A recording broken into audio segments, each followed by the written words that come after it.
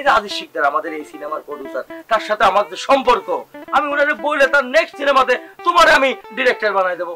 কথা বুঝো নাই? সিগারেট খাও না প্রয়োজনে, আমি ঠিক আছে লেখছি তোমার নামে সিগারেটের, ওই টাকাতে আমি তোমার জুস খাবো। ভাই কি আপনি যে বলছেন প্রডিউসারের সাথে আমার এটা মিট করাই দিবেন, এটা করেন কিন্তু ভাই। আরে পাগল, আমি কি বলি, তোমার আমি কত ভালো জায়গায় নিয়ে দেয় তুমি দেখো। আচ্ছা তোমার হাতে মেয়ে আর্টিস্ট মানে নায়িকা আছে তো? কি কোন ভাই, মিডিয়াতে এতদিন যাবত আসছি ভাই, ফিল্মে এতদিন যাবত আসছি, এইগুলো যদি আপনার এখন কথা কইতে হয় এইগুলো নিয়ে। ওকে, তোমার যেহেতু মেয়ে আর্টিস্ট আছে, তুমি পুরো ডিরেক্টর, যাও ভাই কাজ করো। ঠিক আছে ভাই, যাও যাও যাও। আরে এই কারণ আলী অকারণে এই বাজাই তালি, দেখছো কিভাবে সেটিং দিয়ে দিলাম ওরে।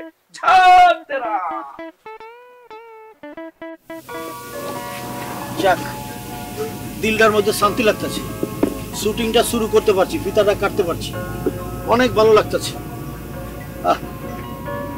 আর ছবিটা ভালো। আমি মানি না এটা, আমি কিছুতেই এটা মানি না। আরে কি মানি না কি মানি না, এটা কোনো কথা হলো? আমাকে ছাড়া, আমার পারমিশন ছাড়া, আমার অ্যাবসেন্সে মহরত হয়ে গেল, শুটিং শুরু হয়ে গেল, আমি জানি না আমার পারমিশন নেওয়ার কোনো প্রয়োজন মনে করলেন না? আরে মর্যাদা, আমি কি জানি, আমি তো প্রোডিউসার, এগুলো কি আমি কন্ট্রোল করি? প্রোডাকশন ম্যানেজার আছে, ডিরেক্টর আছে, আপনি তাকে ধরে যা কর, আমারই কইতেছেন কি লেগে? কাকে বলবো? টাকা আপনার, সব আপনার। এই ফিল্ম ইন্ডাস্ট্রিতে প্রোডিউসার হলো main, all of the best. শুনেন আমার কথা, শুনেন, আপনার এই মুভিতে আমার মেয়েকে কাজ করতে দিব না, আমার মেয়েকে নিয়ে আমি আজকে বিদায়। আচ্ছা আমার দোষটা কি? আমি তো সবাই একটা বুঝি, আমি ডিরেক্টরে বলছি অনুষ্ঠানের মধ্যে সবাই থাকবো, সবাই মিষ্টি খাইবো, সবাই কাচ্চি খাইবো, আমি তো বলছি টাকা তো আমি দিতেছি, কিন্তু হারামজাদা রাখে না কি লেগে আপনারে?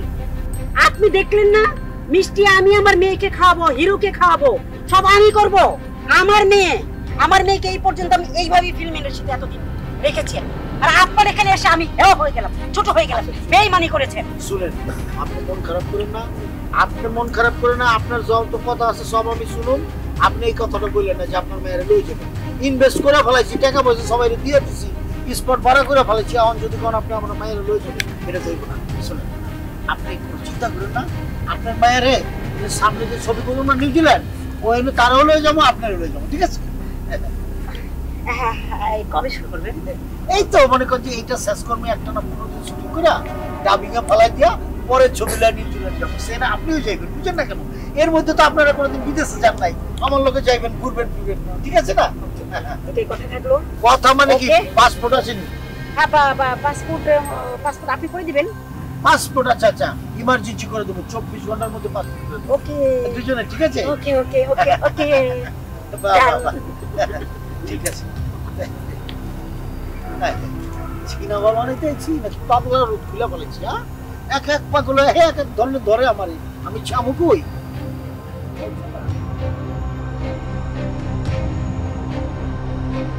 আমার ক্যারেক্টার কিন্তু ভিলেন, আমার সিনটা কখন? আরে বলতে ভাই, ওই ভাই ওই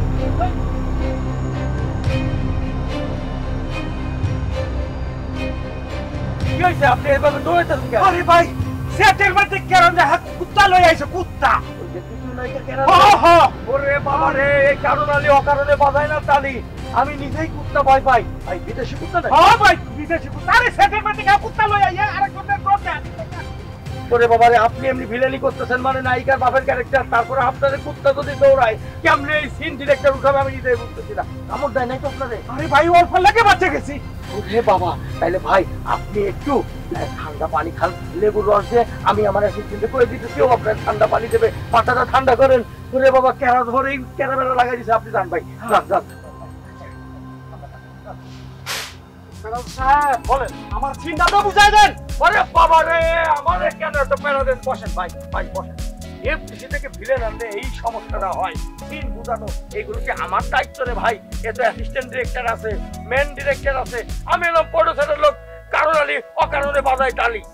আমি এগুলো বুঝি না, আমার চিন্তা কখন এখন বোঝা যায়, আমি অনেকক্ষণ ধরে এসে দাঁড়ায় রইছি।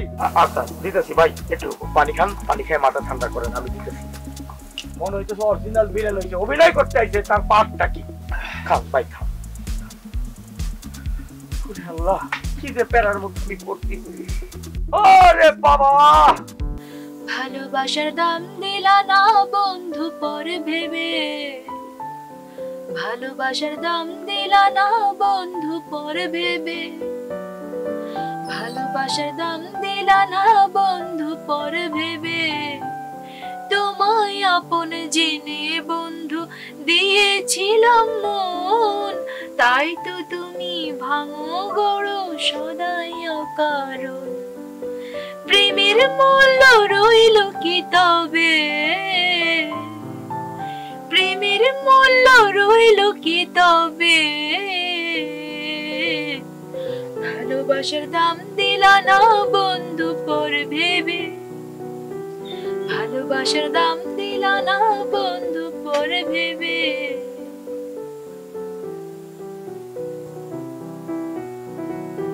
ভালোবাসার দাম দিলা না বন্ধু পর ভেবে, তোমায় আপন জেনে বন্ধু দিয়েছিলাম মন, তাই তো তুমি ভাঙো গড়ো সদাই অকারণ। প্রেমের মূল্য রইল কি তবে, প্রেমের মূল্য রইল কি তবে। একই ভাইয়া আপনি? হ্যাঁ আমি। গানটা থামালে কেন? তুমি তো সুপার ডুপার গান করো, গানটা কেন থামালে? কি বলেন ভাইয়া? হ্যাঁ মুড নেই, আর গান হবে না।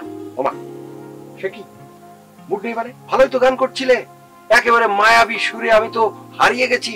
আমি তো ভেবেছি যে আমার ছবিতে এখনো 2টা গান বাকি আছে, সেই 2টা গানের একটা গান আমি তোমাকে দিয়ে করব। নায়িকাও হয়ে গেলে, গায়িকাও হয়ে গেলে। আর তুমি বলছো মুড নেই। মুড নেই কেন? ভাইয়া আপনাকে দেখলে আমার মুডটা অফ হয়ে যায়। কেন আপনি তা জানেন না কেন আমার মুড নেই? কেন রে বাবা, কেন? তুমি কেন এরকম করছো আমার সাথে? আমি তো তোমাকে 100 বার বলেছি যে আমি পরিস্থিতির শিকার। ডিরেক্টরদের অনেক সময় অনেক কিছু করার থাকে না রে পাগলি, অনেক কিছু মানিয়ে চলতে হয়। আমার উপর রাগ করে থেকো না, এতে তোমার লস ছাড়া কোনো লাভ নেই। আমাকে তুমি একটু বিশ্বাস করো, তাতে তোমার লাভ হবে। বুঝতে পেরেছো? তো শেড টেড সবকিছু রেডি, তুমি এখানে বসে গান করছো, ঠিক আছে, গান করছো, সমস্যা নেই। আচ্ছা একটা কথা আমাকে একটু বলো তো, ওই যে নায়ক রবি খান, ওকে তুমি নাকি ঠাটায় একটা থাপ্পড় দিয়েছো, কাহিনাটা কি বলো তো? ও তো তোমার নায়ক, তুমি কেন ওকে থাপ্পড় দিবে? একদম ঠিক করেছি। কেন? বলছি ও আমার নায়ক। শুটিং এর জন্য আমরা যে সিনেমা করছি সেখানে নায়ক, সেখানে সে অভিনয় করতে করতে করতে করতে সে শেষমেশ আমার নায়ক হয়ে এখন বাস্তবে নায়ক হতে চায়। সে আমার ভালোবাসায় আটকে গেছে, সে আমার প্রতি আটকে গেছে। সে হঠাৎ করে কি করে আমার পাশে বসে আমার হাত ধরে ফেলেছে, আমি ঠাটাই দিছি একটা। ম্যানেজারের বাচ্চা কারণ হলো আজকে আমি তোকে পাইলে আমি একদম ঘর চেপে দেবো। মেজাজটা খুব চটে আছে। তুমি এখানে বসে আছো, আমি পুরো সেট থেকে ফিরে এলাম। গানের সিন করো, তুমি এখানে কেন? এই কি হয়েছে তোমার? মুড অফ কেন? শোনো, মেজাজটা না খুব খারাপ হয়ে আছে। ওই যে ম্যানেজার কারণ হলে ওরে পাইলে আমি না গলা চিপে মেরে ফেলবো। কারণ আলী সে তোমার সাথে কি করেছে? এই যে আমার মন্টিকে সারাটা দিন খেতে দেয়নি। মন্টি? মন্টিকে খেতে দেয়নি? মন্টিকে কার কথা বলছো? মন্টি মানে আমার মন্টি, আমার আমার জান। তোমার জান? তোমার মন্টি কোথায়? মানে কে, কার কথা বলছো তুমি? ওফ, তুমিও যদি এভাবে জিজ্ঞেস করো। মন্টি মানে আমার বেবি। বেবি? এই তুমি বিয়ে করলে কবে? তোমার একটা বেবি আছে আর আমি জানি না। আর বেবিটা কই? আগে যদি জানতাম তোর বেবি আছে তাহলে সিনেমা তোর কাছে কথা বলতামই না। ছি, তুমিও সবার মতো। আমি সবার মতো কি? আল্লাহ, আমি কাল সাথে কাজ করতে আসলাম। আমি তোমাকে কত পছন্দ করি, আজকে আমার বেবি আছে জেনে তুমিও আমাকে বলছো যে এখানে কাস্টিং করাতে না। আরে এটা তো প্রোডিউসার বলেছে, সে কখনো বিবাহিত মেয়েকে কখনো কাস্টিং করবে না। তুমি কি বলেছো? দেখছো, সত্য কথা বেরিয়ে আসছে। ও সত্য কথা বলে ফেলছি। আচ্ছা বাদ দাও, মানে তোমার বেবি নিয়ে কি সমস্যা হয়েছে? বেবির জন্য তুমি শুটিং করবে না? তো শুটিংটা তো শেষ করো। এখন সত্যি কথা বলি, মন্টি মানে আমার ডগ। কে? আমার ডগ। কুত্তা? সে কান্নাকাটি কি হলো? কুত্তা না, আমার আমার বেবি, আমার ডগ। আচ্ছা ঠিক আছে, মানে কুত্তা না তোমার বেবি, তোমার ডগ। তো ডগরে কি মানে মানে প্রোডাকশন ম্যানেজার খাবার দেয়নি? সারাটা দিন কিছুই খেতে দেয়নি, সন্ধ্যা হয়ে গেল। আমি গান করব না, আমার মনটাকে কিছু খেতে দেয়নি। আমি তোমাকে বলি, সন্ধ্যা না রাত পার হয়ে গেল, প্রোডাকশন ম্যানেজার কিচ্ছু করেন নাই। এখন বুঝতে পেরেছি, আমি যতদূর শুনেছিলাম কুত্তার খাবার আনতে সে কাটা বনে গিয়েছিল। সরি ডগ মানে আমি শুনেছিলাম হ্যাঁ তোমার মন্টি তোমার ডগ, কিন্তু ওটা তো আমি জানি না। প্রোডাকশন থেকে শুনেছিলাম কুত্তার খাবার আনতে গেছে, এখন কোন না কোন খাবার কিনবে, পরে যদি ফিল্ম শুটিং এ ঝামেলা হয়ে যায়। আমি তো বুঝি নাই যে নায়িকার ডগ, নায়িকার মন্টির খাবার তো ট্রাক ভরে আনতেছে, এক্সপ্রেস ওয়ে তো ট্রাকে আসতে দেবে না।